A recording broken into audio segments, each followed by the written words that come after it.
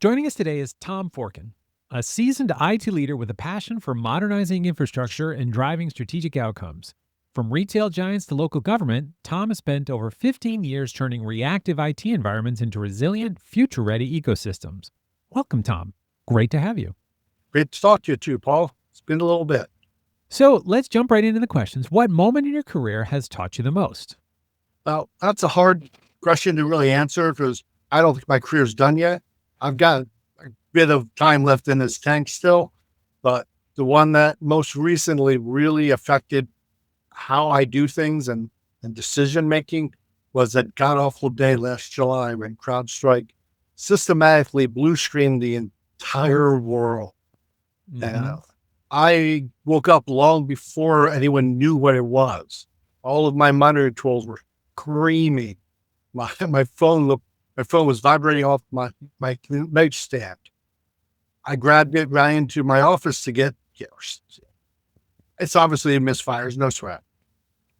My computer had already been hit, so therefore I had no way to connect into our infrastructure to even see what was going on. Wow. Thankfully, I had been working on rolling out a new VDI solution for our vendors. I've quickly pivoted to my personal machine, joined the VDI solution, and got us connected and got us running. At which point I looked at it and it looked like we were under attack. It looks exactly like the telltale ransomware attack.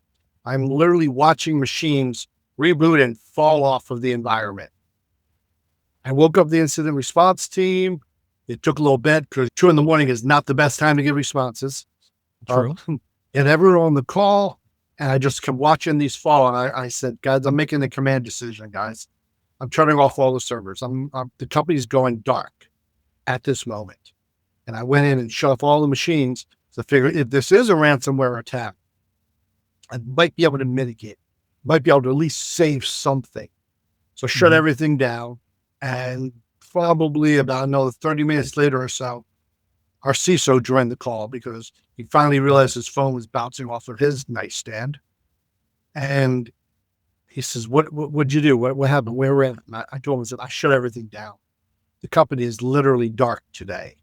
I said, I didn't want to be the guy that C-suite's going, oh, he watched it burn to the ground. I was like, yeah. So that would be bad. That would be bad. So he called the CTO immediately and said, here's what Tom did. It's the right choice. I think we preserved it. And then quite literally while we were on that conversation, I had a radio playing in my office, just listening to CNN and other things. And they got the notification. CrowdStrike has done this and blah, blah, blah, blah, blah. Because I'm digging through the change management going, you've got nothing on change management.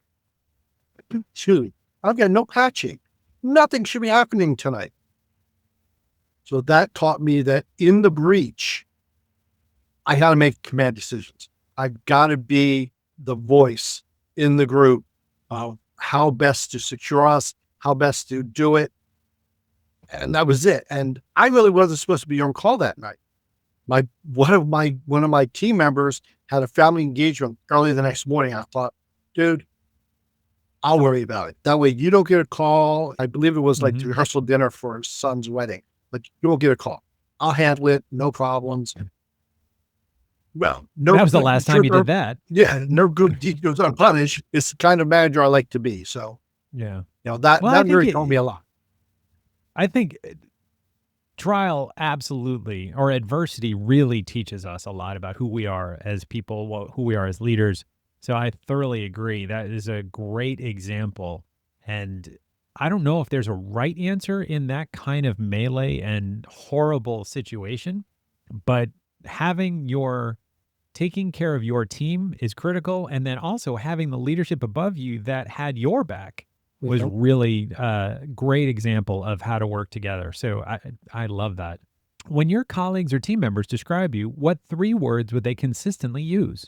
I really try not to get feedback like that, and my bosses know that. So I usually get secondhand statements. I never really ever hear people say to me, hey, Tom, I want to thank you for, which is exactly what I want. I do this because I love it. I do this because I want to help. But one of the things that I've heard from my leadership or other managers is that these guys have said things like, I'm engaging, I'm supportive. There's, as running an IT infrastructure team, everyone's coming asking me for things. I need this, I need that, I need. And I try to figure out what would it be like to be on the other side, having to go to Mhm. somebody and say, this is critical for my team to succeed. How can you get it for us? So I try to listen to what they want. I try to say, hey, do we already have something like this? Do they not know about it? Let's get them turned on to them. Support them in what they want to do. Try to be. IT has been the land of no for as long as I can imagine. We as a nature respond to no. No, you can't have that. Now that sounds horrible, but we've already thought through the 9 iterations of this and know that we don't have any of the equipment to achieve your goal. In order to do this, we need this. So our answer is no. We don't give a lot of context. So I try to give context like, hey, that's a great idea. I'd love to do that for you. But to do that, we need to set up a new VPN solution. We can do that, but it's not going to be tomorrow. So that I get answers back from my peers, back to my manager going, he didn't really tell me no. He just said we can't do it today. Mhm. And I like that. I like hearing that that's it because I struggle to change that dynamic that you Mhm. always hear. Um, as for my peers, or not my peers, as for people who work under me, I think a lot of times I hear is that I am compassionate. They say, we had this emergency problem and Tom made it happen. Like, I got a call, my kid was sick. Tom's like, why are you still on this call with me? Get out of here. Call me after the problem's solved. Keep me in the loop. We'll work it out. We're a team. We're not just one person. Not that we can't work without you because we love you being with us. We Right. need you to take care of your family first. We'll figure it out. We'll get there. So they're the ones I get back feedbacks Mhm. when I sit down and talk to people about reviews and 360s and those kind. They're the kind of things I get back, which I'm glad. I try to give that out. I think that's excellent. I think that's excellent. You highlighted something that I've watched over the last 25 years. When I started in sales and technology, it was IT was always the no. It was, well, you want email on the go? No. Oh, wait, okay, well, fine. You can have a BlackBerry. That's it. Well, I want an iPhone. No, you can't have that. We have no way to secure it. We have no way to do this. We have no way to do that. That was the world that we lived in. And it has been a sea change to nowadays where IT is expected to say, yes, here's how I'll do it for you. And it is a very different world. But I thoroughly agree. You've got the right mindset for it. Outside of your professional achievements, what passion project or personal interest has taught you skills that make you better at what you do? As I mentioned about earlier about compassion, I really learned that empathy piece when I became a grandfather. That truly was for me. And I'm already 6 deep in grandchildren, all of them being girls, which is always a fun trip. And you only had 5 girls. So you're like, really, I need a boy somewhere in this line. But that taught me empathy because I, like most people of my generation and my field, we put our jobs first. Our family was a distant second in most cases. I can remember not being at any of my kids' social events, going to any of the ballet recitals, going to any of those things because I've got to be here. I've got to do this. So I've tried to coach my team that family's important. You don't go to work for the sheer hell of going to work. You go here because of your family. And I talk to them and I go over things with them like, guys, the world doesn't end tomorrow. Trust me, I'll let you know if this is a crisis event and I need you. But tell me things. Don't go, well, Tom, I know we got something going on, so Tom's not gonna be able to let me go. Ask me. Let me know. I'll see if I can make it happen. And I use my choices of my decisions as learning points for the younger group coming up behind me that are under me. I often tell people, when's the last time you went to dinner with your wife? I know I've been driving you guys crazy with stuff. When's the last time you guys went to dinner with your wife? And they're like, well, I said, do it. I said, because you know what happens at the end of this ride? I said, you give them half your stuff. I said, I did it once. Don't make the mistake I made. Please look at your family, talk to your kids, spend time with them. That's the reason you're doing this.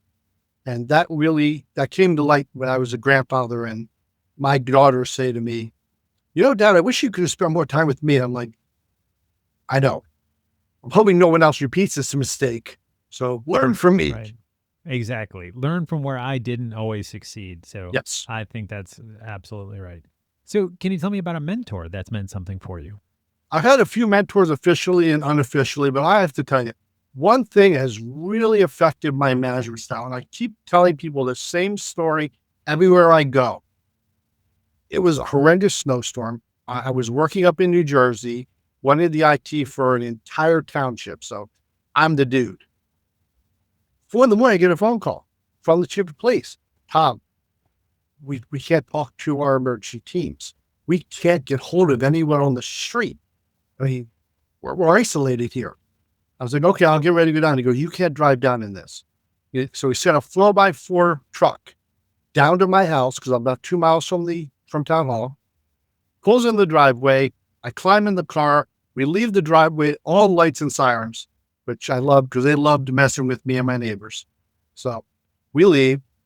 We get there and we're digging in, and we're digging in deep, and we're trying to figure out. I'm rerouting dispatch calls, and I'm trying to figure out the best way to bring up a communication network. I noticed, clear my eye, chief of police is walking around with a little notebook and a pencil. He's talking to everyone. No, he's just checking out on everybody. He gets to me and he says, what do you want for breakfast? I go, huh? I said, there's got to be other people in this room can go take care of this. And he goes, at this moment, I am the least valuable person in the room. He says, you're going to solve our problems. You guys are going to get us up and running. I'm just standing here watching you guys do the miracles. And to me, that was very impressive because I'm sitting here talking to a guy who holds 2 master's degree in chemical science. And I'm like, and you think I'm the smart one in the room? Wow. Okay. He says, I found out Wawa's open down the road. I'm going to go out and grab stuff to eat so you guys can focus on this. And I'm thinking, that's the manager I want to be one day. I want to learn that I'm not the most important person here. My team who's solving this problem is. So as a manager, how do I get the obstacles out of your way? What do I do to make you succeed in what we need to do? Mm-hmm. And back then there wasn't really a buzzword for it, but now it's called servant leadership. And yeah, I learned that at a very young age. And I decided that, you know what? That's the guy I want to be. Someday when I have the really big desk, I want to be that guy. I want to be the one that says, let me get it out of your way. Let me figure out those problems. You focus on this. I'll want interference with the other management teams. I'll get you on a call by yourselves over here so you don't hear all the other chaos over here. You know, and that's just what I've driven home. And I tell people that work for me, like, hey, Tom, why you do that? And I'm like, well, this is important. This is how I do things. And that, to me, is a hallmark of a good manager. And I hope that I continue doing that. Mm-hmm. I think that's a great story. Very impressive. So what book or podcast has meant something for you? I'm a voracious reader. I'm constantly grabbing management theory books and this and that and all the other ones. But one that really stuck with me, and it's an old book. We're talking 2003, Leading Geeks. And that book was really, really informative to me when I was starting in this. It really talks about the praise mechanism, and everyone has a different praise mechanism. And a lot of times when you enter a specific career path, you have a specific makeup, let's just say. And you like praise better. I've had team members who've done all-nighters. And I'm like, hey, take tomorrow off. No, I don't feel comfortable doing that. Okay, well, Tell your wife to expect a gift card because I'm sending a gift card to her, not you, for letting you work so hard last night solving my problem because I know I wrecked her plans. It just, Hmm. so tell her to expect a gift card. And they appreciated that. I found that a lot of my team don't like to be publicly praised. They'd rather hear just something personal and quiet. They don't want to be shot on the company blast. IT team pulled us out of the fire. Thanks to, I would say to my C-suite, here's how we praise these guys. We go to them individually, personally, make a phone call. It'll take 5 minutes and say, hey man, I saw what you did last night. I'm so proud of you. So everyone reacts to a different praise methodology. And that really opened it up to me. Like my team loved the fact that I realized that we often skipped lunch. So I would keep a drawer in our area stocked full of Fig Newtons, Nutter Butters, snack food that they could grab and eat without having to run down to the vending machine and stick money in there. So if they worked through lunch or those kind of things, they'd ate something. So these are the praise mechanisms I figured out from reading that book. And it stuck with me. Obviously, 2003, we're in 2025 now. That's like 20 some odd years of that stuck with me. It's got a lot of lessons in there. I'm going to have to pick that one up. So if you could spend a day learning anything from anyone, living or historical, who would it be and why? So there are a lot of people that as a voracious reader, I've read tons of books about biographies and all. Strange enough, it's closer to home for me. I'm actually a second generation American on my mother's side and a third on my father's side. And I would love to be a fly on the wall and understand what made them pick up everything. My grandfather Someone on has my on my father's side packed up and left Ireland, came to America and said, I'm going to start a new life here. I'm thinking, that's gutsy. You walked away from families and friends and others to do this. Okay, that's neat. I'd like to know what drove you there. What helped you? How did you succeed? Because in both cases, both my mother's side and my father's side, they were prosperous.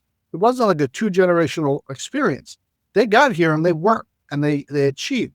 I'd like to learn how they did it so I can maybe use those same lessons in my life and maybe pass them on. Unfortunately, I was too young to ask my grandfather much about what happened when he came over from Germany. And I was darn too young, wasn't even born yet when my great-grandfather passed, or my father's. So that information was gone. So I'd love to go back and see it and talk to them and understand, because that's a big jump. Leaving your family and your friends and going, I think I can do great there. And you're going, okay, I support you. I'll see you in a month. It would be a fascinating conversation, I'm sure. Yes. Sure. So wrapping this up, what do you see as the future of the industry? I'm hoping the future of the industry is same cloud usage. Everyone's talking about, and I've been doing this so long, I've seen us go from mainframes to PCs and then back again and starting another direction again. I see tools such as AI and I see tools such as the cloud as being very valuable, very, very necessary. But again, like everything else, you got to be cautious. We have to really think, what's the best use of this tool to make our business better? I've sat with CEOs, I've sat with CTOs, and I've said to them, what do you want to get out of the cloud? You come in and say, we got to move to the cloud. What are you trying to achieve? Let's do it smart. Let's do it right. Let's figure it out, guys. Not just, hey, my buddy said we should do this. What's it going to do for our business? What do we want to accomplish? I'm not against any kind of a move. What I'm against is cloud for cloud's sake. We got to have a reason. What's going to do to happen? And I've been successful talking to people intelligently about that, saying, hey, what do we want to accomplish? And one perfect example, they came to me and said, I want to go to the cloud when I was working at LL Flooring. I'm like, let's talk about that. Wait a minute. What do we want to accomplish? Well, we're paying a lot of money to have equipment in Texas, and we're not using it. I said, okay, so you want to change your DR solution. Perfect. I got it running, and I use cloud as a DR target, save $200,000 a year. Great. But I didn't spend $2.5 million to move all of our stuff up there and get rid of the equipment we just bought 2 years ago. You know, I'm all for cloud. I'm all for AI, and I think it's fabulous. We got to do it right. We got to think about it. I completely agree. And I think that's something I hear all the time on my other podcast is IT leaders just like you talking about that same thing. We can't submit to the shiny new toy syndrome just because there is an AI or this hybrid cloud or whatever it happens to be. Just because it's there doesn't mean it's the right thing for us. Let's think of how we want to use it. What's the best path? So I think that's brilliant. Right on the money. Well, thank you so much for joining us today. Really Thank you. appreciate it. I have a great feeling that people are going to be pounding on your door quickly. I'll put all the details on how to reach out to you on LinkedIn and your email and all that stuff in the show notes. So outstanding. Thank you so much for joining us today. Thank you.